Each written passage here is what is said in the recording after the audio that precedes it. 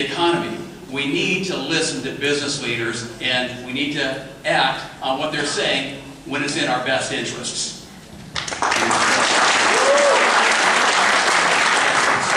I think in the interest of time, let's move to our economic development questions, and then we can come back if we have any time left. So I think are we Mr. Russell or Ms. Blazes? Go ahead. Thank you. We've already touched on this a little bit. Some businesses say that they've experienced significant financial losses as a result of local immigration laws and enforcement. Others say that the unreimbursed costs of providing services to undocumented immigrants are significant. Businesses also occasionally have to expend more resources to comply with immigration laws and deal with employees who are affected by enforcement. So the question I want to ask you at this point is, what consideration should be given to the economic impact on Arizona businesses when considering immigration enforcement? Starting with Mr. Lewis. Well, we need to bring the federal government to the table. We need to focus our efforts on working with the federal governments to solve the problem that they've created. We have antiquated immigration laws that just do not work.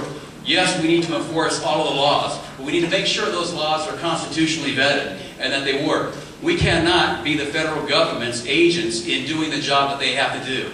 If we can focus our energies on first agreeing in our own state what we want and working with other states, trust me, Washington will listen to us. For whatever reasons, and I'm sure there are many, that they have not closed the border, they have not secured our national interests, they have not done anything with immigration of any substance in so many years.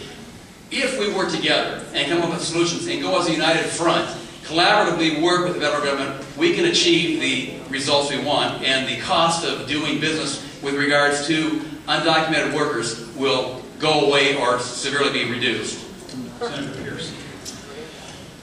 It's kind of interesting, you know, when Ronald Reagan was president, he signed a bill with a lot of promises. One is that it would be one time only. At that point, we'd start enforcing our laws. It's interesting that we defend those who compete illegally, unfairly, and immorally against the honest business guy down the street. Just talked to a young gal that owns a paint company on the west side who's going out of business after 35 years because she no longer can compete with those who compete illegally, unfairly, and immorally, because they have such an advantage when they pay under the table or hire illegal labor.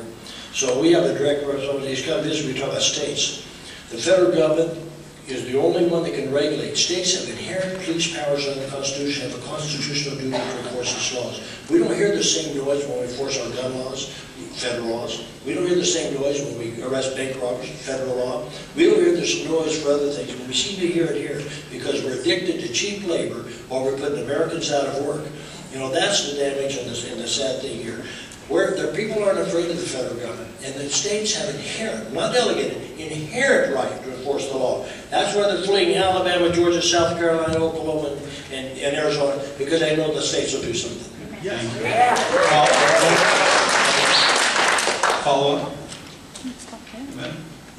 Okay, Mr. Groff, go to the next question. The tourism industry claims that negative publicity associated with SB 1070 has cost Arizona businesses millions of dollars. Perception is reality, and Arizona's reputation and brand have been damaged. What will your service in the legislature do to improve Arizona's reputation and to restore tourism in our state? We're starting with Senator Pearce.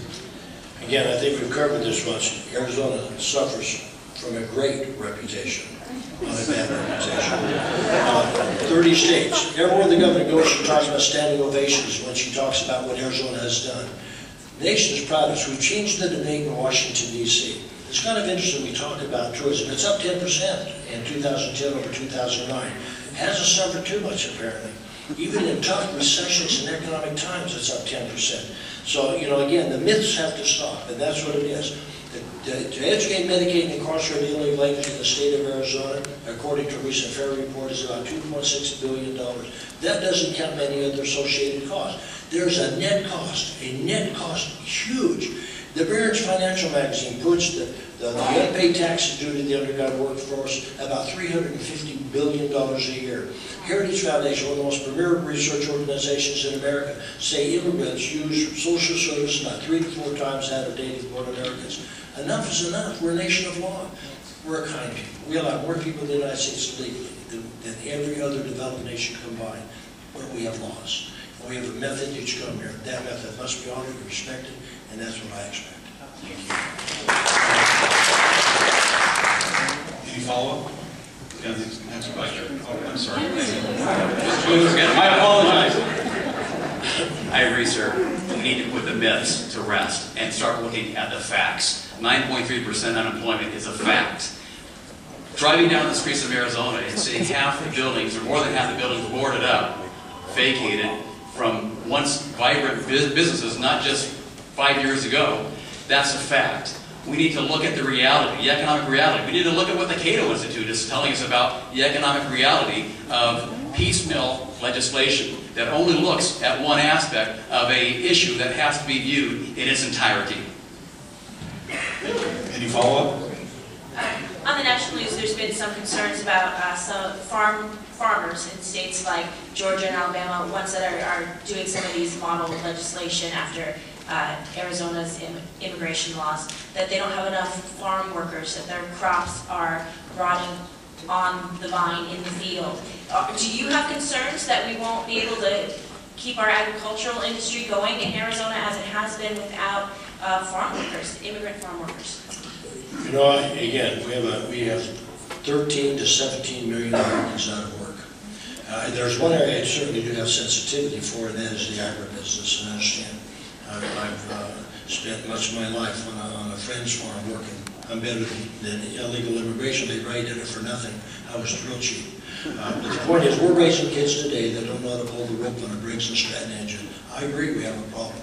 But, you know, we've got Americans out of work. The net cost is in the billions of dollars. We're very sensitive to the farm. I think they ought to redo the visa system in terms of who comes, who doesn't come to Arizona. And in the United States, I believe there's a real need there. But we allow 2 million a year to come in this country legally, more than any other developed country. Revise those numbers where they're doing the good they need to do. I'm very sensitive to the farmers, and I work very close with the farmers. But Arizona can't regulate. We only can enforce the police powers. The sole responsibility of regulatory provisions is set with the federal government.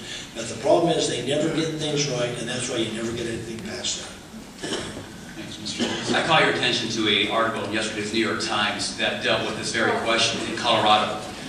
Farmers that were asked to limit the amount of documented workers coming up with an H-2A visa. And they tried it, okay? Taking the risk that they would plant their crops, onions in this case, with the idea that they would go to all these unemployed individuals in the state of Colorado around their communities and get them to work. The one farmer was classic in his remark. He said, I knew in 6 hours that I had made a terrible mistake. These guys, half of them walked off the job. They weren't cut out for the job. They wouldn't stay and work like his workers from south of the border would. We've seen the same thing in Yuma. There are millions of acres lying fallow because there's no one there to take out the crops. You can say, well, our kids will do it, or we have unemployed people that'll do it. The Cato Institute and actual practice that we've seen in Yuma and Colorado, and I'm sure other places in Georgia, show us otherwise. We won't do it. Thanks.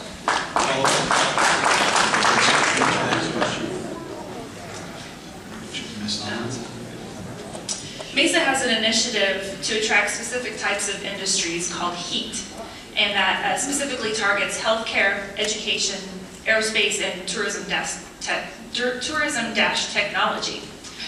Do you support that initiative? And if so, if you are elected or re-elected, what would you do to support it? I think we're starting with Mr. Lewis this time.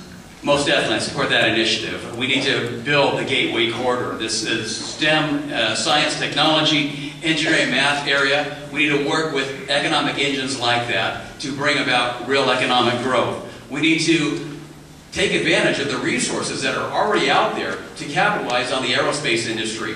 Work with Boeing, who's already here, and other industries that are already here to make sure that we provide a reason for them to stay. Not continue to regulate and overtax in such a way that they say we want to go somewhere else where it's a much more favorable business environment. We need to work with them, listen to what they're telling us, and act accordingly. Senator Pearce. You know, we just revised the Department of Commerce in Arizona in order to provide the right kind of people, the private partner relationship with dozens and dozens of top employers in the state of Arizona that know how to build success. There's ways to do that. There's ways to incentivize. And one of them, as we've talked several times about today, and that is to lower the regulatory burden and or the tax burden to create the incentive for them to come here. I think Mesa